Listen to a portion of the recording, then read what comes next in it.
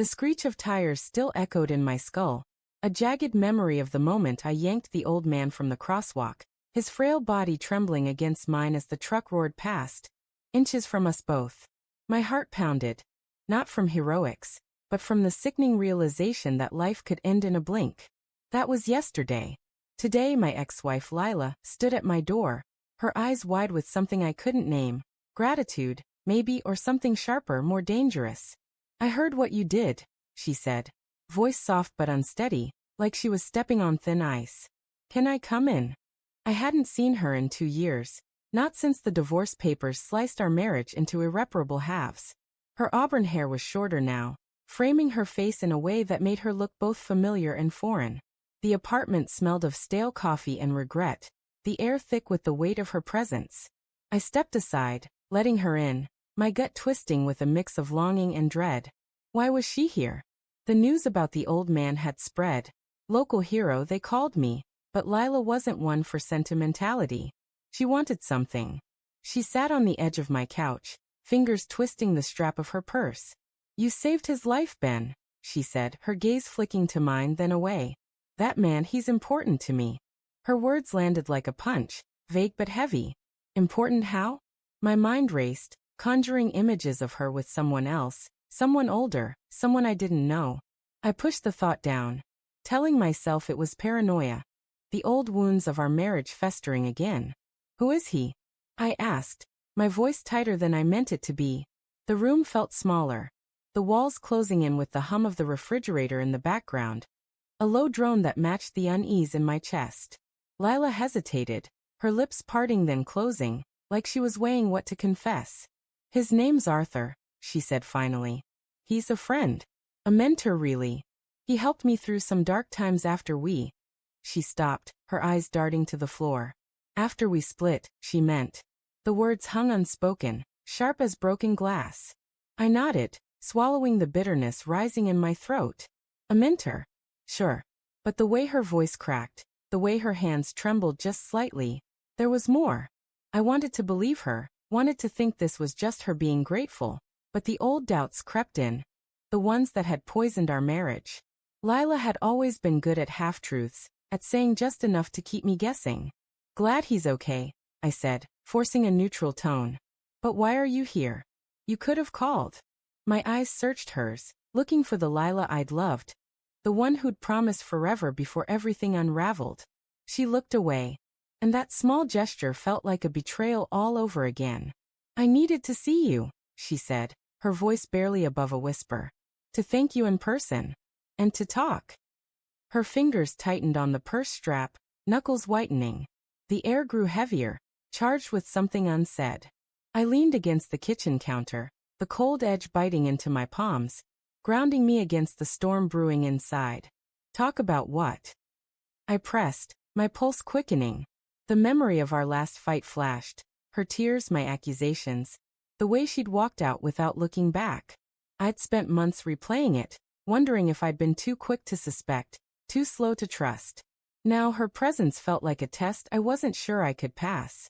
She stood, pacing to the window, her silhouette framed against the gray city skyline.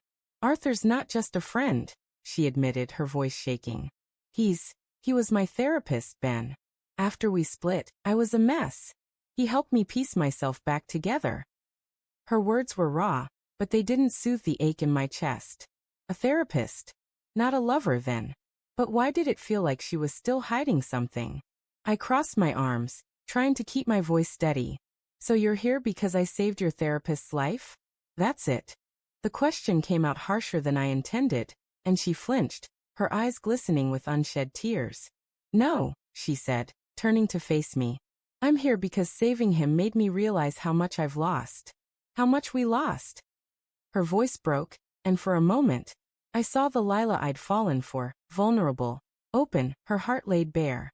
But then I remembered the late nights, the unanswered texts, the way she'd grown distant before the end. The doubts clawed at me, relentless. "What are you saying, Lila?" My voice was low, almost a growl. "You walk out, you don't look back for 2 years, and now you're here because I pulled some guy out of the street? What do you want from me?"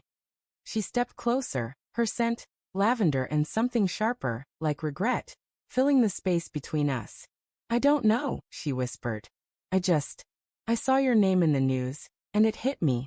I never stopped loving you, Ben. Even when I messed it all up. Her words were a knife, twisting in my chest. Love. She dared to say it now, after everything.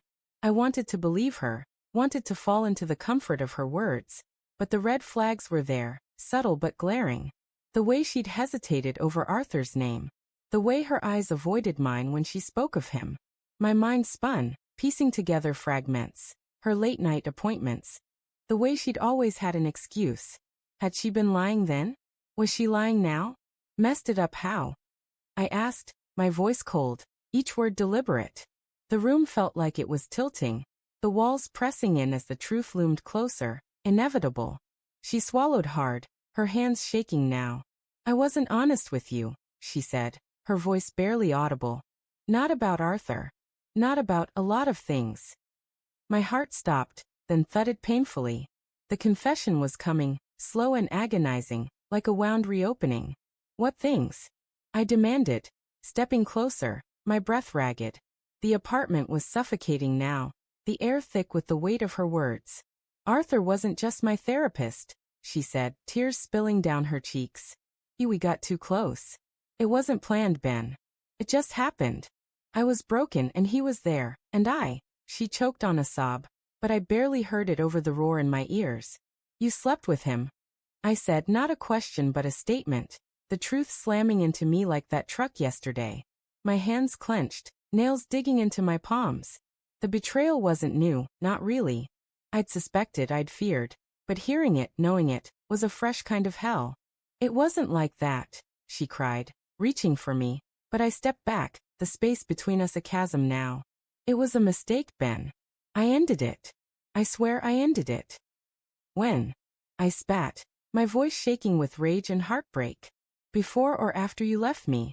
Before or after you let me think I was the one who broke us? She crumpled, sinking onto the couch, her face buried in her hands. After, she whispered. I didn't know how to tell you. I didn't want to hurt you more. I laughed, a bitter, hollow sound. Hurt me more.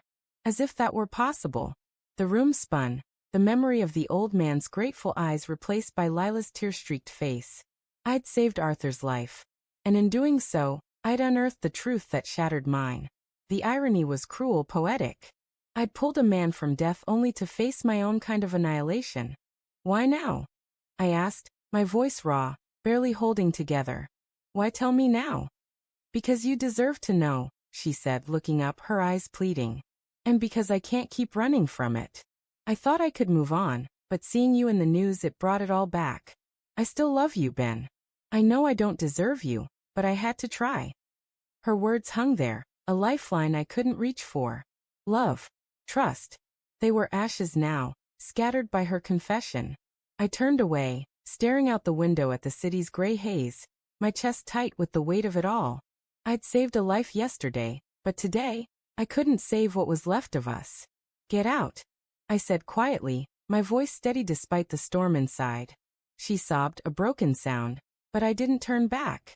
The door clicked shut behind her, and the silence that followed was louder than any scream.